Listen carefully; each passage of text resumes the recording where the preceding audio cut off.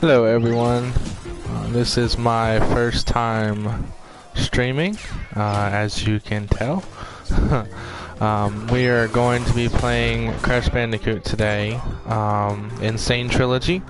This came out last July, I believe around the very late July, so I've already played through the first one and the second one and part of the third one, but we are going to be playing the first one again today.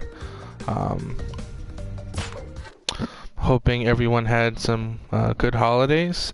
I know I did. I got off work for about a week and a half, so which is I work at a call center, so that's a blessing. If any of you out there work at call centers or know what I'm talking about, or any kind of retail service, you know exactly what I'm talking about. So it was awesome. Got to spend some time with my kids and my wife, and everyone had a good holiday. Picked up some games, got Super Mario Odyssey, which I have been looking forward to for a while. I got Xenoblade Chronicles 2, which I already beat Odyssey the first time with about 270 moons. If anyone, you know, by now you should know what Mario Odyssey is. And my second playthrough, which I will wait till later so I don't get burnt out on it, will be to collect the rest of the moons. There's supposed to be, I think, exactly 900 or over 900, but yeah, a lot of moons. And I'm barely almost at 300, and so I'm only a third of the way through. So pretty crazy. So, looking forward to playing Xenoblade Chronicles 2. Heard a lot of good things about that one. So, but if you have not played this yet, this game originally came out in the mid-90s. All three of them came out in the 90s, and I believe the last one came out right before the turn of the century, turn of the millennium too, back when everyone thought the world was going to end at Y2K. So I played it back then, I'm playing it again now, and I can tell you that the gameplay is very, very similar. The mechanics are slightly off for the first two, and the reason why is because they decided to take the jumping mechanics from the third one and put it in the first two. That is more so for an easier for them to create the games. Obviously, if they have to, go through each game with different mechanics, it makes it a little bit more difficult to create the game a little bit. I think it would have been fine if they had just stayed with the different mechanics for each game, but it makes it easier for them, obviously. They were able to get it out, and it's not that big of a difference. I do know that the hitboxes on, I think all three of them are slightly off. It used to be in the original. On this one, you could step, like, for instance, well, this is a bad example, but you'd be on a box and you see how his foot is slightly off. Well, you could be like barely on that box and you'd still hit the hitbox. And so it made in a sense, this game is more difficult than the original because of that very reason. That and the jumping mechanics being off, it takes a little bit getting used to. But after you get used to it, it's not too bad. I did learn from my first playthrough that, because it feels like you have to control that mechanic right there really hard, but a simple push of the up button will actually completely, you know, it does one move forward, so literally, and it's a one box movement forward, which is perfect. I wish I had known that very early on in the game, but it took me a while to get used to that.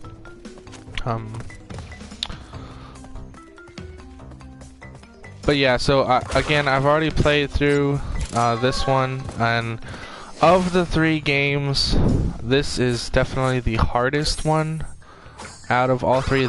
And actually, I never beat this one from the original one when I first played it.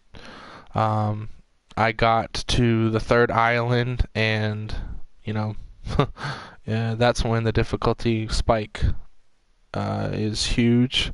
But on this one, I was finally able to beat it, and I beat it, I think, within a week of getting it, at least the first one, this one. So, and then I, you know, moved on to the second one. It was kind of a, it was definitely in a busy time game-wise, because this came out, and then 2 to 3 weeks later, Final Fantasy XII Remaster came out on the PS4 as well. And I love Final Fantasy, and Final Fantasy XII is one of my favorites as well. Thinking up there, top 5 for sure, with, you know, Final Fantasy VII, Final Fantasy VI, 10. There's so many good games to count. So, but yeah. Obviously, I'm not gonna talk about the game the entire time. But we'll throw in some mixed stuff in here. So yeah, back to my holiday. You know, I only got one game. It was Assassin's Creed Origins, which I'm really looking forward to playing. That's another series that I love, is Assassin's Creed. But I also picked up, and by the way, real quick, if anyone doesn't know, this is for the green gem. The reason why it's not there is because you have to get it, you have to, you know, capture the green gem from a challenge in another level, and then you come back here to get this one. And I'm not entirely sure how it works on the original one, because I've never done all the regular gems in this one. I do it all in the second one and third one. But normally in the second and third one, what happens is you can't get all the regular gem on this level until you get this green gem as well. So essentially, all the boxes I'm getting at this point, there's kind of no point, but you know, it still gives you, I mean, there's still a little bit of a point. It gives you your bonuses like this. If you get all 3 of those in this level, then you get a special bonus level that's much more difficult than a regular bonus level. And there's also it gives you lives, and the Oompa fruits that also, if you get 100 of them, they give you an extra life as well. So, but in terms of the collectathon aspect of Crash Bandicoot, which this kind of is, then there's no point right now. So, but yeah, so I got Xenoblade Chronicles 2, Odyssey, obviously, and then I got a really good deal from GameStop. leaned more towards Best Buy recently because I'm part of their gamers club, and so 20% off of new game is fantastic.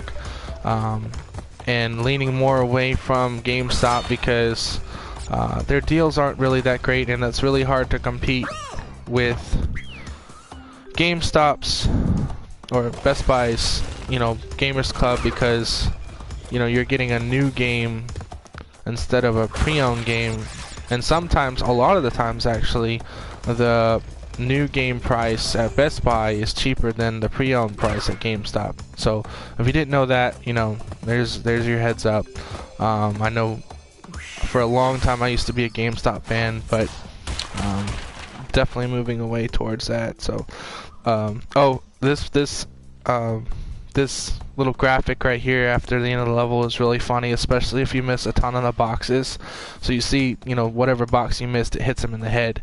Well, if you miss a ton of them, it'll like continuously knock him down until he's on the ground and essentially knocked out. It's hilarious. So but yeah, so I got the buy two get one free, and the third game I ended up getting was Metroid Samus Returns, and I'm looking forward to that one as to be my first Metroid game actually. But I saw the gameplay for it at E3 last year, and it looked pretty interesting to me, and that was the free game from the buy two get one free, so why not? So and then later on in the week I went and got Pokemon Ultra Sun 2 or Pokemon Ultra Sun, as well as Dragon Quest 8 and Recore for the Xbox. So and I play all three systems. Recently I've been really into the Switch, because for one, I just got Odyssey, but I absolutely loved Zelda, and it was a fantastic game and well deserving of the Game of the Year award. So, but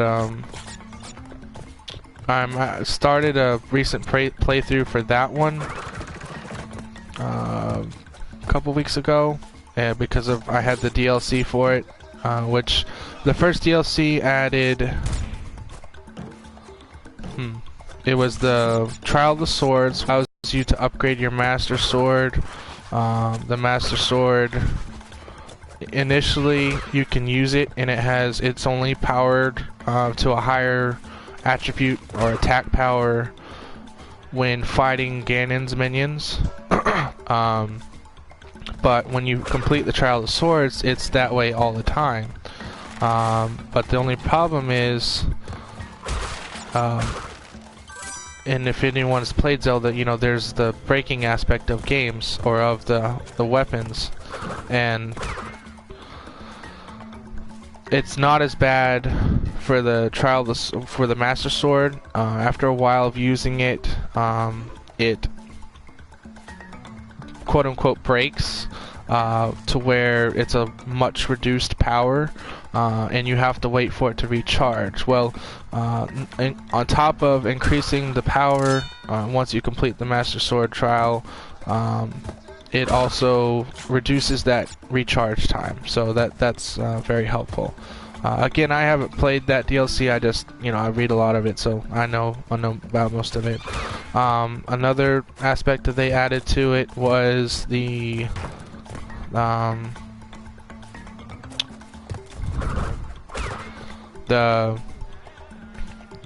Master Mode, which if you've ever played any Zelda game, it definitely increases the difficulty. I'm not a huge fan of playing super difficult games. I won't ever touch anything like Dark Souls, or I tried Bloodborne and I won't try it again. I'm just, I'm not a fan of those difficult games. So, but it increases the difficulty. I've played most master modes in most of the Zelda games that I've played. I tried it on this one, but I'm not sure if I'm up for the task. So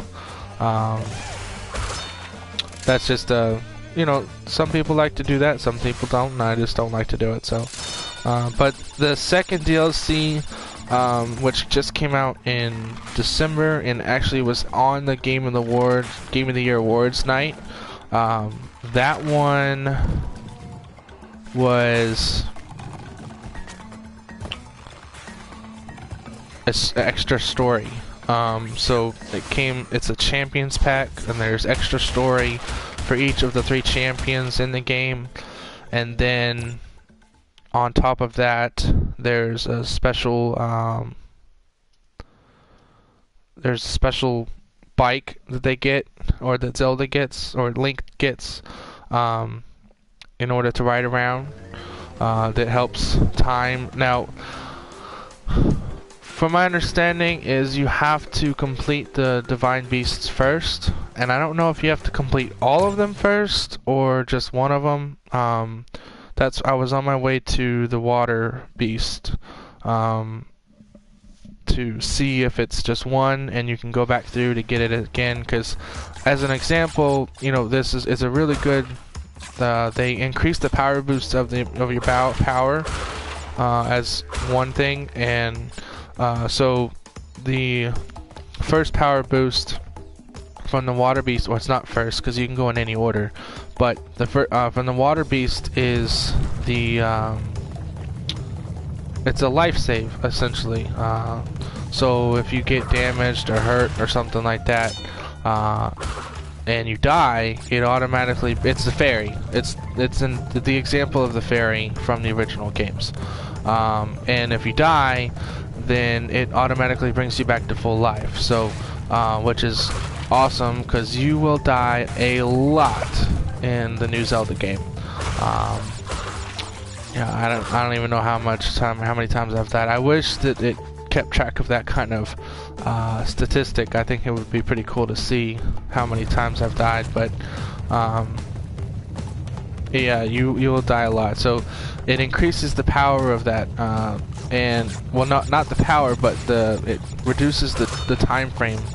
So I think the original time frame is like 10 minutes, and I don't know what it reduces it to. I just know that it does reduce it. So that's a pretty cool, awesome capability for sure.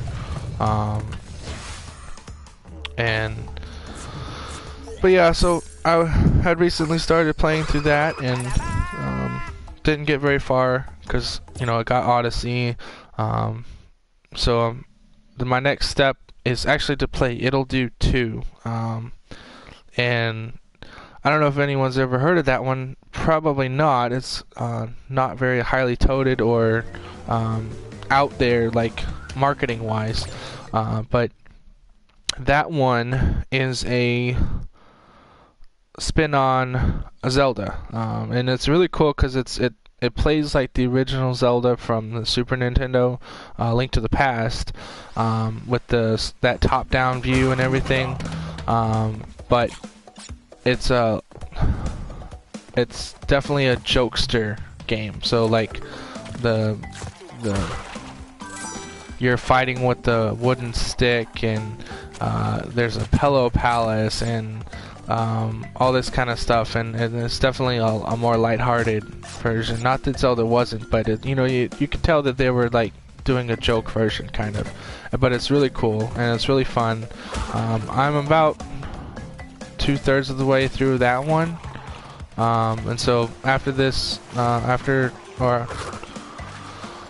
my next step, is to beat It'll Do 2 and then to start working on Xenoblade Chronicles 2, because I don't know if anyone's ever heard, but that one has a ton of hours that need to be completed before it is anywhere close to, you know, completing the story. I think it's like a 100+ hour game, and I have that's just one game that I have to complete. I have a huge backlog, not to even, you know, that's not even,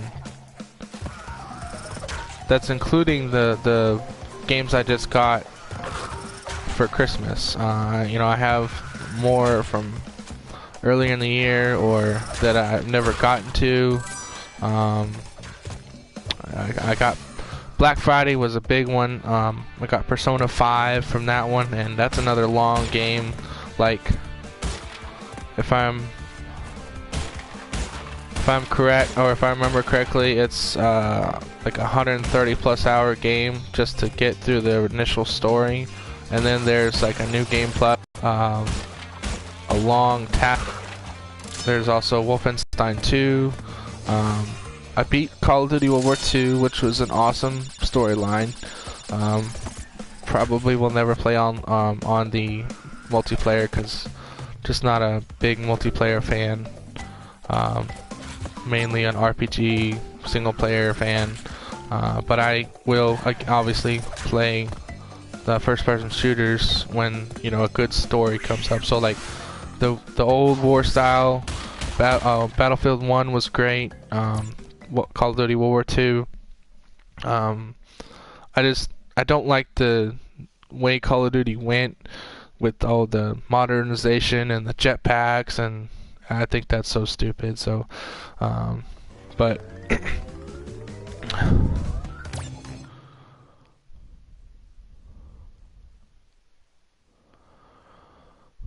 and I'm sure everyone knows at this point, but looks like Nintendo. The rumor is that their Nintendo Direct is going to be on the 11th. So we'll see how that goes. And hopefully some really nice news on that stuff. Rumors about possibly Pokemon coming out this year, which who knows about that one, because you know they just released on E3 last year about the about the, you know, that they're making one in the first place. So we'll see about that one. Dang.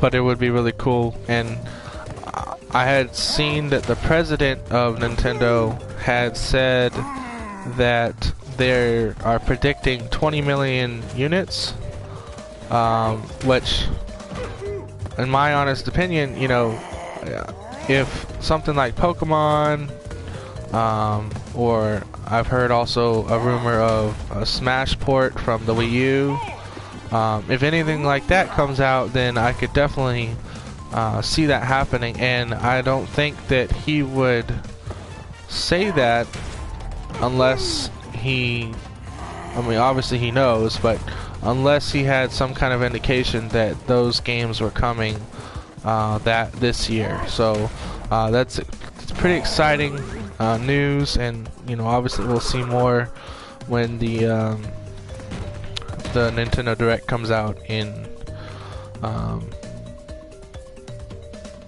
they say it's January 11th, so we'll see. I have heard rumors as well that the Square Enix is going to be having their news conference type thing at the end of January. I think they normally do that, and this is officially their 30th year, their 30th anniversary. Not last year when they did all that hype for their thing. I mean, it wasn't a lot of hype, but a lot of people are excited about it. This is their first official 30th anniversary, and I think it's either one of the producers or the president or something like that from Square Enix has said that this year they will be releasing a lot of games. Now, they didn't go into specifics. It could be anything from, you know, remasters. I doubt it. But who knows? You know, it could be, you know, an upgraded version of, you know, Final Fantasy VI, which would be fantastic. But or just, you know, moved over to the new systems, that kind of thing. I would love to see, because on their 25th anniversary, they had a collector's edition that had like all of the games up to that point on it. And I think that would be awesome to have all the games up to this point. Maybe minus, you know, some of the newer ones like 15 or something like that, but or maybe just a super collector's edition that includes that one. But you know, 1 through 9 on the PS4 or something. I know 9 and 7 just came out, and maybe that was, you know, leading up to one of the releases this year. But I think, you know, some of the older games being done for the PS4, or just being able to play them on the PS4, would be pretty fantastic. So, or even on the Switch. I know that, you know, because being able to take your stuff on the go, for me, is a huge bonus. With 2 kids, I have a 9-month-old and a 3-year-old, soon to be a 1-year-old and 4-year-old. Their birthdays are only actually like 3 weeks apart.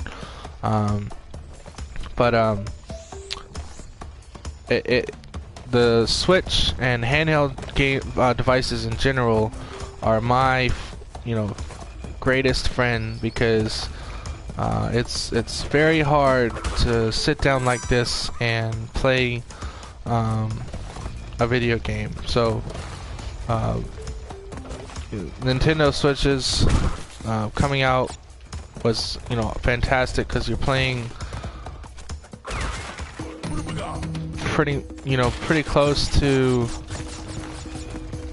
I mean, it's not, I mean, there are some, you know, desirable problems with it. You know, it's not fully PS4 obviously, or Xbox, but that's not what you're getting the Switch for. You're getting it for the portability aspect. And you know, it's still nothing to, you know, it still can play Doom on there. It can play Skyrim, which I know they're older ports, but you know, we'll see how. I know that Wolfenstein 2 is coming out on it sometime this year. We'll see how that plays. But NBA 2K18 played good. But anyways, you know, the portability aspect is fantastic for me, and I can't see another device, and I think that specifically Sony has specifically said that, you know, they have no interest in competing in the handheld market right now, which I don't know why. You know, more competition is always better for the consumer. It's also essentially kind of better for them too, because that just means, you know, racking up the sales, racking up the deals, and racking up the units sold to see who sells more. And I don't know, I don't see why they wouldn't, or why they couldn't, because I think it would be good, but you know, that's on them.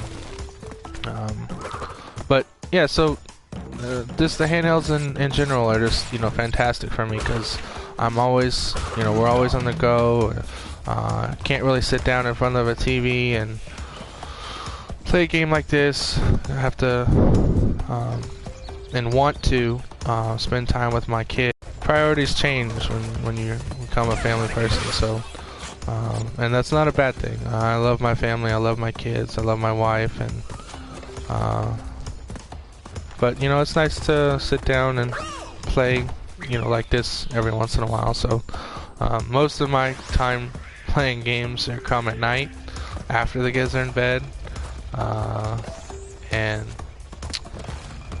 that's, you know, that leaves like 4 hours, and you know, not to mention I can't spend all of those 4 hours on, and I, you know, sometimes I want to, but most oftentimes I don't, because you know, I also want to be able to spend time with my wife after the kids are in bed, you know, just me and her time. So a lot of times we'll watch Netflix or something like that, which, by the way, if you haven't seen The Good Doctor yet, Good Doctor is very good. Freddie Highmore does an awesome job. Dang it! Just so you know, this game is very frustrating. You will die a lot, just like Zelda, but this is much more frustrating than Zelda because of the repetitiveness of it. You know, in Zelda you can kind of, you know, if you find a spot that you're dying at, you can come back to it later because you don't have to stay at that spot. In this game, you can't go forward until you've beat that spot. So, I think that aspect of it can be much more frustrating. That's part of the reason why I am starting this streaming, because I think that I get pretty frustrated, and I think it could be pretty funny. Obviously, I'm not super frustrated right now, but okay, this is one of those levels that I was talking about where it's a bonus level, but it's much more difficult, and as you can see, it very much is. Yeah, so, yeah. I could probably, and the good thing about the bonus levels is you don't lose lives, but you know, there's only so much you can tank about, you know, dying like that. So I don't know. We'll see how far I go on this one. I don't know if I'm gonna stay with it. Again, you know, I typically don't do the gyms for this first game. I will absolutely do the gyms in the second one and the third warped game. Those are the two that I've beaten the most. I've beaten them when they were on the original PS3 or PlayStation, and it's actually I'm excited about it. But I have a save on the PS1. Oh, actually, was using the PS2, but for warped,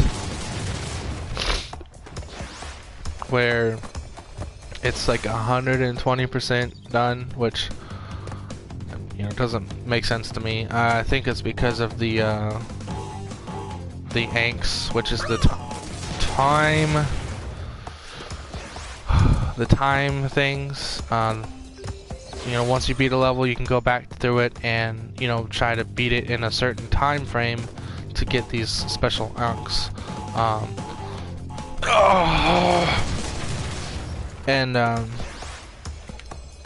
I you know, got, I think, at least gold in every single level, which is what it was in multiple platinums. Oh my god.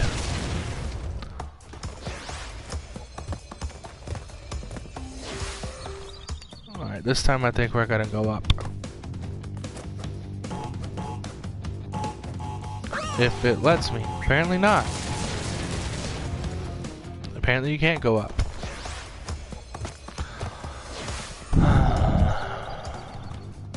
This is for you guys, just so you know, because, again, I think at this point, I would have gone by that.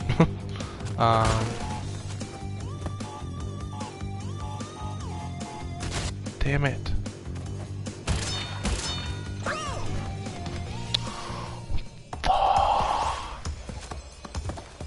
Alright. One more time. One more time. One more.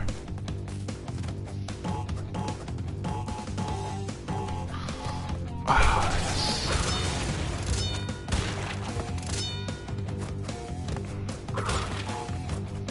So, if you haven't played this game, this is not the most frustrating. Like I said, the later levels, you know, and it's warranted, obviously you want the game to get more difficult, but this is not the most frustrating thing. There's two bridges. Oh, and walls. You saw that wall that I did earlier where you're just going pretty much vertical with some horizontal aspects of it. These two bridges and those two walls are so ridiculously hard.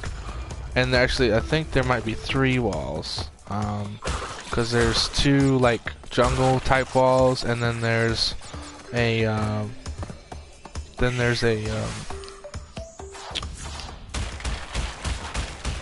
like a castle type wall, and also if you get this game, there's actually free content for this one as well already. There's a secret level in the original one that wasn't fully made. Well, they ended up, you know, going ahead and completing it, and now the secret level's on here. I'm not entirely sure how to do the secret level. I think it's on the main menu, or on this main menu, but I think for sure you have to complete the game. But anyways, it's that castle wall, but ridiculously much more difficult. I don't even think that there's a checkpoint. So yeah, and some I'm sure I think a couple of these levels have already had checkpoints, but some of them don't because they're shorter, so that's why I'm not sure. The mechanic on this wild hog on the first one is much more difficult than the polar bear in the second one. Really not a huge fan of the wild boar on this one. Oh, okay, there are checkpoints already. But yeah, so the polar bear ones are much more of an enjoyable experience, in my opinion, than this one for sure. But again, as I've said before, this game is the most difficult of the three. So you know, go into that as a warning. You know, I'm not even gonna get these boxes right now. Just gotta avoid these guys. It's already difficult enough avoiding these people. But yeah, you know, just go into that knowing that this one is the most difficult one. And the only reason why I started with this one in the first one, because when I, you know someone's playing this, I recommend starting at the second one, because that one's a very fun one. I recommend that starting at the second one and then, you know, doing the third one, because the reason I say that is because at that point you have most of the mechanics down, on the jumping and everything like that. Now it does make it a little bit difficult because they introduced the slide technique in the second one. Oh damn. Okay, I didn't go that far back. Alright. They introduced the slide technique, which is your R2 button, I believe, and in the second one, which carried over to the third one, and it's a fantastic technique because it allows you to, you know, kill some of these enemies easier. Damn it. Kill some of the enemies easier, like this dude right here, the one with the shield. You would have just slid and hit him underneath, and he would have been dead. But it also makes for getting to higher places easier. Well, I jumped before. It makes to getting to higher places a lot easier because you know, you get more momentum going into it. So, but the reason why I started in this one is because, again, I had never beaten this one when I initially played through it on the PlayStation, the original PlayStation. Yes. Oh my God, that was so close. You guys have no idea how lucky that was. So yeah, it just makes it a lot easier. And again, anyone that hasn't played this, I would highly suggest playing the second one and third one first before playing this one because of the difficulty spike. It's definitely, and it's not just this one that's increased on difficulty, it's all of them. And I think that they've come out and said that they did that on purpose. You know, I think that because this isn't the original people that made this. They had a different company come by and do all the stuff for them. They still own the rights. Oh, this is one of those walls, by the way, so I will be getting frustrated on this one. But yeah, so I think they said that they decided to, damn it, to increase the difficulty spike on purpose, which I'm fine with. You know, it's a very enjoyable game. If you're okay with dying a lot, if you're okay with, you know, repetitiveness on levels, you know, and sometimes you really do have to die a lot to play a certain level, because you have to know the level. Some of these levels get very, very difficult, and you know, the only way that you're going to know the level is by going through it. And you know, I think it's the same way with any, you know, kind of platform game. Mario's the same way. Not a big fan of the OG Marios, but or at least I've never played them too much. I played them, but I just was never really good at it. Same thing with Sonic. I'm really not good at Sonic. I think it's his jumping mechanic. You know, he constantly, you know, speeding and running, so when he jumps, it's like he jumps too far. So I don't know. But it's the same with any kind of platform game. You know, I think that you have to, you know, continuously, you know, go through some certain parts of the level before getting it right. So Odyssey was a little bit like that, but it was a much easier game than I'm used to, and I really, really enjoyed Odyssey. I've tried Mario 64.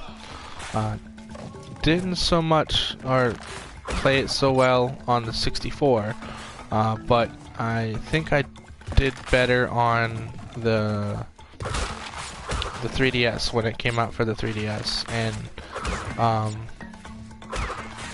that's also for Ocarina of Time. Ocarina of Time is one of my favorites of all time, and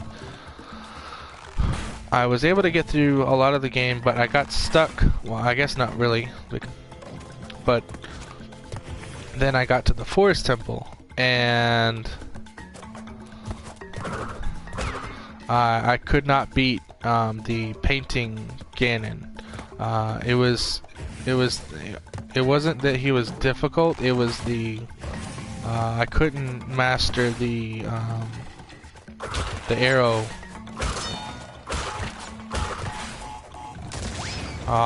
There goes that life. I couldn't master the arrow, shooting the arrow on the N64. So, but I don't know, for some reason it was much easier to do on the 3DS. The controller and the joystick was just tremendously easier to use for that portion of the game, and I don't know. You know, maybe it's just me being incompetent or something. I don't know. I do know that a lot of retro games are a lot harder than most newer games, so you know, maybe it wasn't just me. But yeah.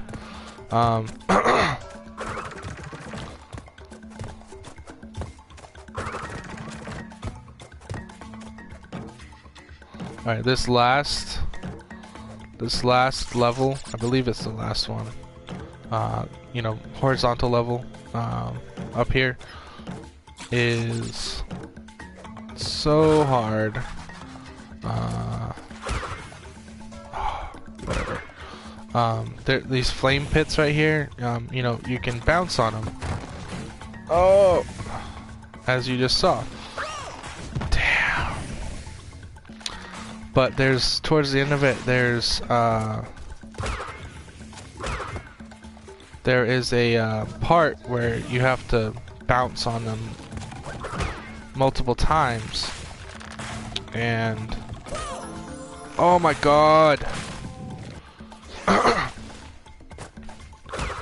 And in succession, otherwise you won't make it.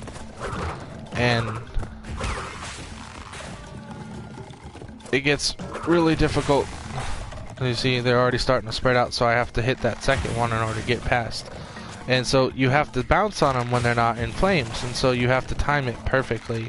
Otherwise, you either, you know, you miss your jump, or you mistime your jump and land in the flame. Oh my gosh, that was close. And like you see, it's definitely starting to get more difficult.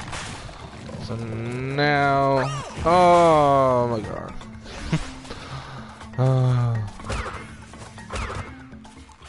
I think after this level, we're gonna, you know, stop the stream. Ooh, that was lucky. Why didn't I do that in the first place? Jeez. A lot of these times when you, like I said, you know, it's definitely a game that you have to go back through multiple times. I'm just shaking my head right now, by the way. Just to learn, and even from the first one, I never even thought about jumping on that to get ahead of him, or higher than him. But yeah, this is definitely less difficult than my first playthrough, and I think that's just because I know it's coming a little bit. It's been 6 months since I played this, but I still, you know, I have a pretty good memory, so I still remember a little bit on what's coming next and whatnot. So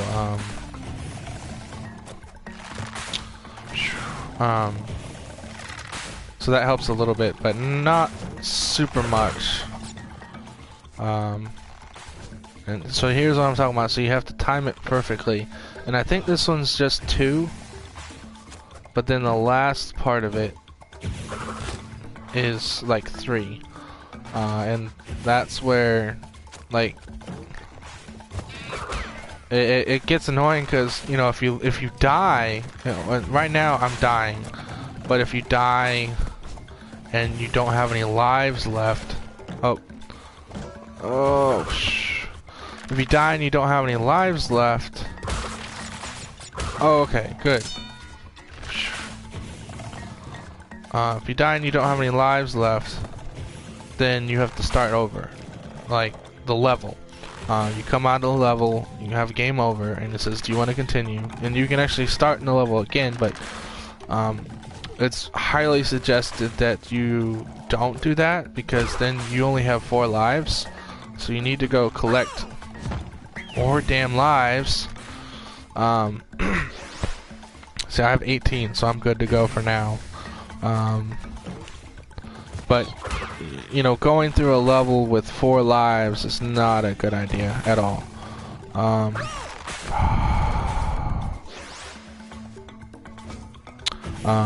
Because then, you know, you're just gonna get more frustrated. I mean, this is already a frustrating game, but you're just gonna get more frustrated because not only do you die a lot, but you have to start over from the beginning every time. So, and that's not fun. So, the suggestion is to go back to the beginning, you know, go through some of the easier levels first, and then, oh, that was very close, guys. Like, that was like a couple seconds from him, or a second from him actually chomping me.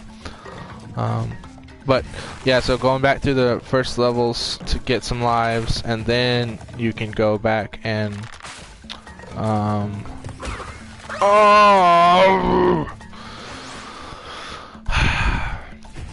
then you can go back to where you got stuck, because nothing's more helpful than having, because when you get to a difficult part of the game, that's one of the reasons that, or one of the things that helps you get through that difficult part is the repetitiveness, because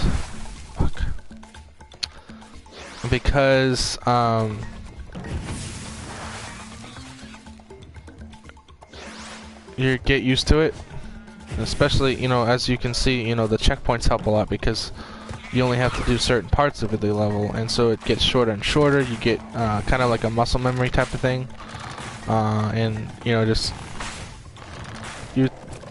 it sort of helps. It's still difficult. It's still extremely frustrating, but you know, whatever helps in this game helps. So and again, you know, the second and third one will have those moments, but not as much as this one. Yes. Not as much as this one. And I think this is the third one, guys. I think this is where it has 3. Yep. Oh! Damn! And it's right over there, guys. It's right over there.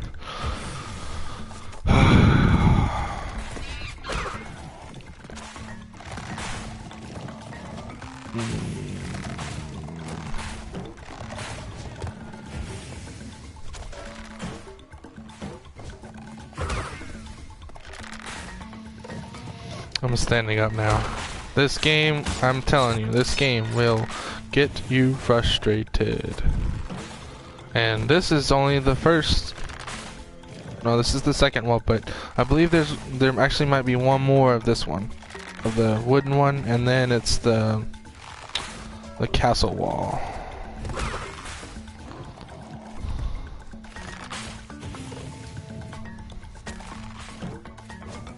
All right, here we go. Here we go. Here we go. Here we go. Nope. No. Dang it. Bad timing. Ah, you got this. You can do this. You can do this. And see, that's another thing that makes it more frustrating. Is so that, like you get used to going through one part of it, you get used to the mechanics, and yet there's still simple mistakes that cause you to see, gotta time that one right.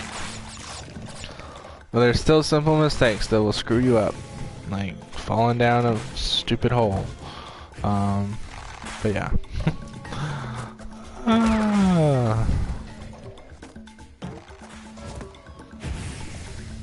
Alright, let's go, and now. And yeah! Oh, I'm not even done! Damn it! Oh, so much hype, and I'm not even done. See what I'm talking about? So frustrating, like, I'm thinking it's almost done, it's not done, and I just wasted that life.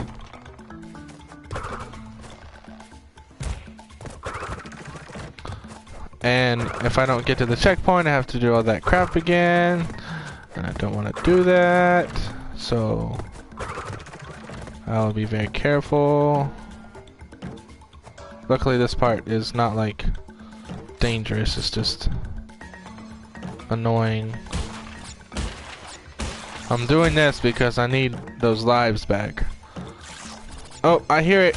Oh, there it is. Woohoo! Alright. Safe. Alright. See, he's getting lower, and eventually he'll get on the floor. So, but, alright, well, thanks everyone for watching, whoever watches this, and we'll be posting this on YouTube, so, come have fun, and listen to me get upset with the game. So, alright.